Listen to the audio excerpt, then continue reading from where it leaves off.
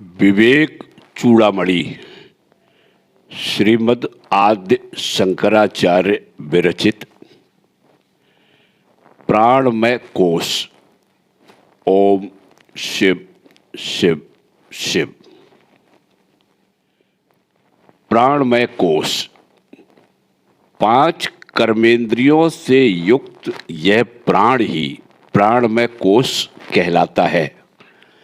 जिससे युक्त यह अन्नमय कोश अन्न से तृप्त होकर समस्त कर्मों में प्रवृत्त होता है। प्राणमय कोश भी आत्मा नहीं है, क्योंकि यह वायु का विकार है। वायु के समान ही बाहर भीतर जाने आने वाला है और नित्य परतंत्र है। यह कभी अपना इष्ट अनिष्ट, अपना पराया भी कुछ नहीं जानता। मनोमय कोश ज्ञानेंद्रियां और मन ही मैं, मेरा आदि विकल्पों का हेतु मनोमय कोश है, जो नाम आदि भेद कलनाओं से जाना जाता है और बड़ा बलवान है तथा पूर्व कोशों को व्याप्त करके स्थित है। पंचेंद्रिय रूप 5 होताओं द्वारा विषय रूपी घृत की आहुति से बढ़ाया हुआ तथा नाना प्रकार की वासना रूप ईंधन से प्रज्वलित हुआ यह मनोमय अग्नि संपूर्ण दृश्य प्रपंच को दग्ध कर देता है। अर्थात जिस समय इंद्रियां वासना रूपी ईंधन को जलाकर प्रकट किए मनोमय अग्नि में विषयों को हवन कर देती है, उस समय यह संपूर्ण प्रपंच लीन हो जाता है। मन से अतिरिक्त अविद्या और कुछ नहीं है। मन ही भवबंधन की हेतुभूता अविद्या है। उसके नष्ट होने पर सब नष्ट हो जाता है और उसी के जागृत होने पर सब कुछ प्रतीत होने लगता है। जिसमें कोई पदार्थ नहीं होता, उस स्वप्न में मन ही अपनी शक्ति से संपूर्ण भोक्ता भोग्यादि प्रपंच रचता है।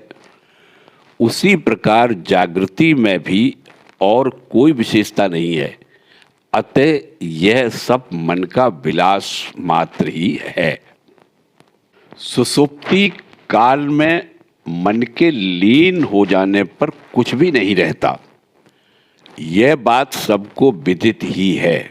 अतः इस पुरुष का यह संसार मन की कल्पना मात्र ही है, वस्तुता नहीं। मेघ वायु के द्वारा आता है और फिर उसी के द्वारा चला जाता है। इसी प्रकार मन से ही बंधन की कल्पना होती है और उसी से मोक्ष की।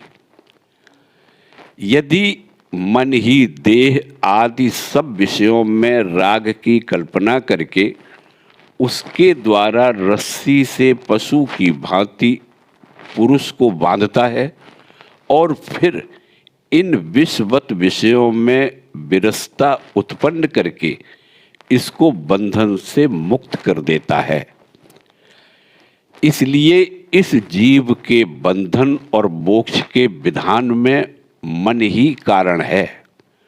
रजोगुण से मलिन हुआ यह बंधन का हेतु होता है तथा रज तम से रहित शुद्ध सात्विक होने पर मोक्ष का कारण होता है। विवेक वैराग्य आदि गुणों के उत्कर्ष से शुद्धता को प्राप्त हुआ मन मुक्ति का हेतु होता है। अतः पहले बुद्धिमान मुमुक्ष के ज्ञान वैराग्य दोनों ही दृढ़ होने चाहिए। मन नाम का भयंकर व्याघ्र विषय रूप वन में घूमता फिरता है। जो साधु मुमुक्ष हैं वे वहां न जाएं। मन ही संपूर्ण स्थूल सूक्ष्म विषयों को, शरीर, वर्ण, आश्रम, जाति आदि भेदों को तथा गुण, क्रिया, हेतु और फलादि को भोक्ता के लिए नित्य उत्पन्न करता रहता है। इस असंग चिद्रूप आत्मा को मोहित करके तथा इसे देह, इंद्रिय, प्राणादि गुणों से बांधकर यह मन ही इसको मैं मेरा भाव से अपने कर्म और उसके फलोपभोग में निरंतर भटकाता है। अभ्यास दोष से ही पुरुष को जन्म मरण रूप संसार होता है और यह अध्यास का बंधन इसी का कल्पित किया हुआ है तथा रज, तम आदि दोष युक्त अविवेकी पुरुष के लिए यह अध्यास ही जन्म आदि दुख का मूल कारण है। अतः तत्वदर्शी विद्वान मन को ही अविद्या कहते हैं, जिसके द्वारा वायु से मेघमंडल की भांति यह संपूर्ण विश्व भ्रमाया जा रहा है। उस मन का मुमुक्षु को प्रयत्न पूर्वक शोधन करना चाहिए। उसके शुद्ध हो जाने पर मुक्ति करामलकवत हो जाती है।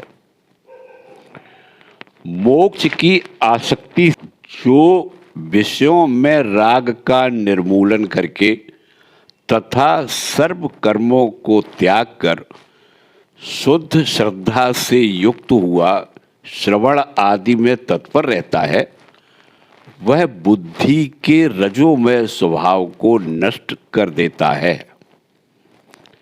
मनोमय कोश भी आद्यांतवान, परिणामी, दुखात्मक और विषय रूप होने के कारण परात्मा नहीं हो सकता, क्योंकि दृष्टा कभी दृश्य रूप नहीं देखा गया है।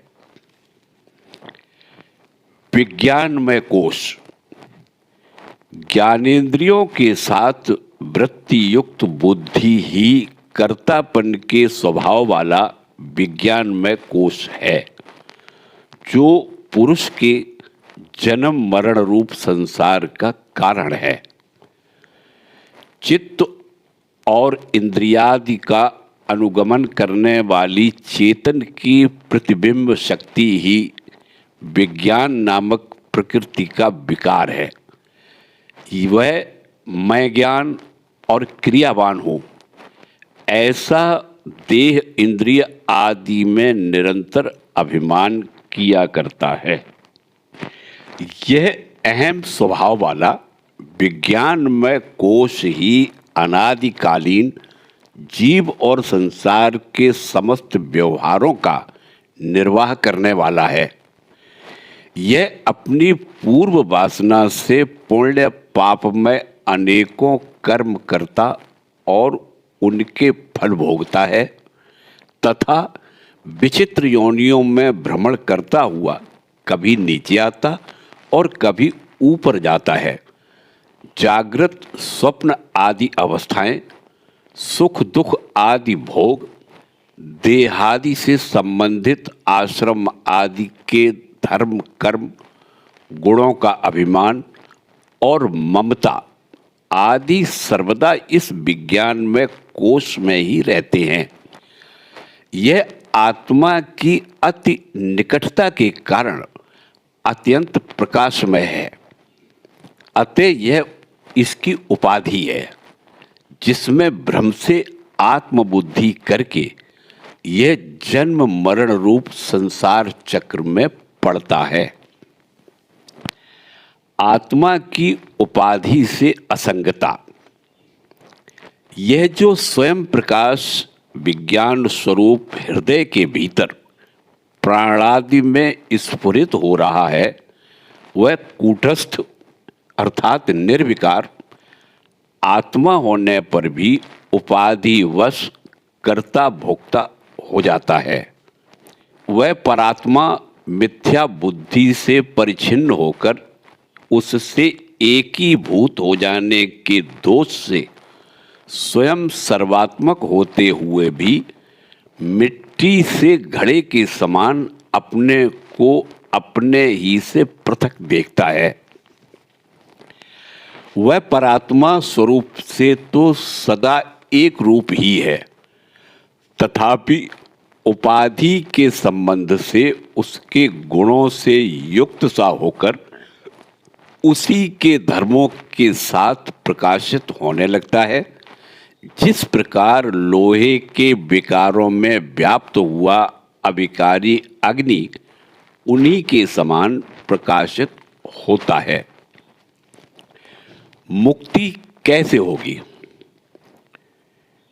शिष्य ने पूछा, हे गुरुदेव, भ्रम से हो अथवा किसी अन्य कारण से परात्मा को ही जीव भाव की प्राप्ति हुई है और उसकी उपाधि अनादि है तथा अनादि वस्तु का नाश हो ही नहीं सकता।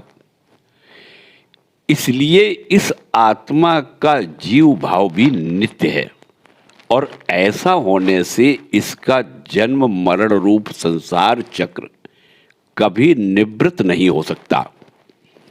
तो फिर हे गुरुदेव, इसका मोक्ष कैसे होगा, सो कहिए। आत्मज्ञान ही मुक्ति का उपाय है।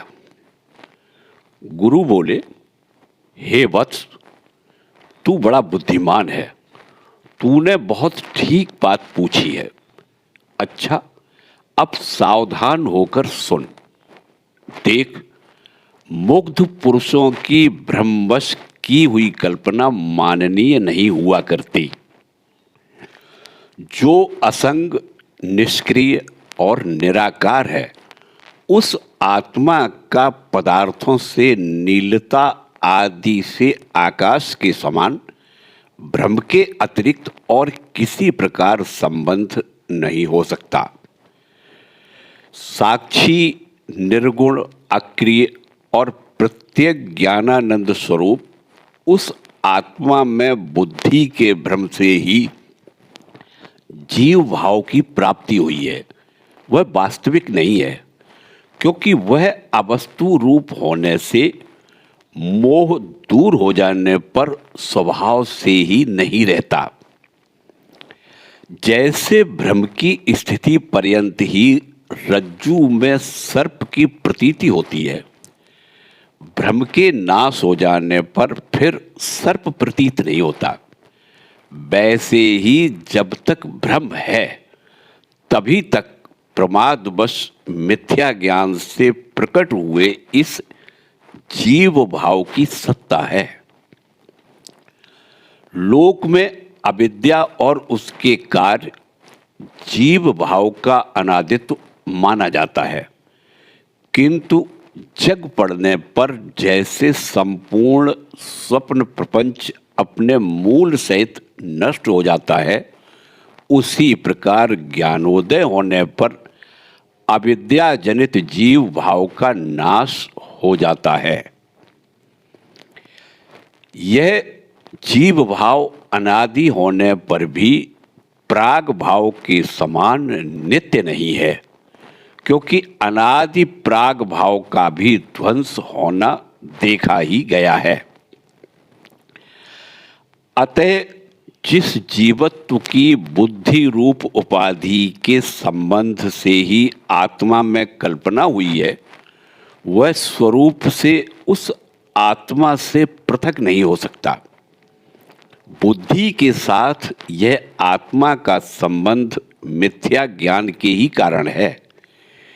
इसकी निवृत्ति ठीक ठीक ज्ञान हो जाने से ही हो सकती है और किसी प्रकार नहीं, तथा ब्रह्म और आत्मा की एकता का ज्ञान ही वास्तविक ज्ञान है, ऐसा श्रुति का सिद्धांत है।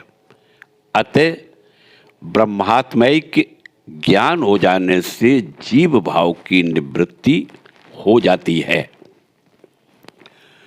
उस ब्रह्मात्मैक्य ज्ञान की सिद्धि आत्मा और अनात्मा का भली प्रकार विवेक हो जाने से ही होती है। इसलिए प्रत्यगात्मा और मिथ्यात्मा का भली प्रकार विवेचन करना चाहिए। अत्यंत गंदला जल भी जिस प्रकार कीचड़ के बैठ जाने पर स्वच्छ जलमात्र रह जाता है, उसी प्रकार दोष से रहित हो जाने पर आत्मा भी स्पष्टतया प्रकाशित होने लगता है। सत्य आत्मा के विचार से असत्य की निवृत्ति होने पर इस प्रत्येक आत्मा की स्पष्ट प्रतीत होने लगती है। अतः अहंकार आदि असद आत्माओं का भली प्रकार बाध करना ही चाहिए। अतएव विज्ञानमय शब्द से कहा जाने वाला यह विज्ञानमय कोश भी विकारी, जड़, परिच्छिन्न तथा दृश्य और व्यभिचारी होने के कारण परात्मा नहीं हो सकता, क्योंकि यह अनित्य है और अनित्य वस्तु कभी नित्य नहीं हो सकती। आनंदमय कोश आनंद स्वरूप आत्मा के प्रतिबिंब से चुंबित तथा तमोगुण से प्रकट हुई वृत्ति आनंदमय कोश है। वह प्रिय आदि गुणों से युक्त है और अपने अभीष्ट पदार्थ के प्राप्त होने पर प्रकट होती है। पुण्य कर्म के परिपाक होने पर उसके फल रूप सुख का अनुभव करते समय भाग्यवान पुरुषों को उस आनंदमय कोश का स्वयं ही भान होता है, जिससे संपूर्ण देहधारी जीव बिना प्रयत्न के ही अति आनंदित होते हैं। आनंदमय कोश की तीव्र प्रतीति तो सुषुप्ति में ही होती है, तथापि जागृति और स्वप्न में भी इष्ट वस्तु के दर्शन आदि से उसका यत किंचित भान होता है। यह परात्मा आनंदमय नहीं है, क्योंकि आनंद उपाधि युक्त एवं प्रकृति का विकार है, शुभ कर्मों का कार्य है और प्रकृति के विकारों के समूह स्थूल शरीर के आश्रित है। श्रुति के अनुकूल युक्तियों से 5 कोशों का निषेध कर देने पर उनके निषेध की अवधि रूप बोध स्वरूप साक्षी आत्मा बच रहता है। इस प्रकार जो आत्मा स्वयं प्रकाश अन्नमयादि 5 कोशों से पृथक तथा जागृत, स्वप्न और सुषुप्ति तीनों अवस्थाओं का साक्षी होकर सतरूप, निर्विकार, निर्मल और शुद्ध सत स्वरूप है, उसे ही विद्वान पुरुष को अपना वास्तविक आत्मा समझना चाहिए। ओम शिव शिव शिव।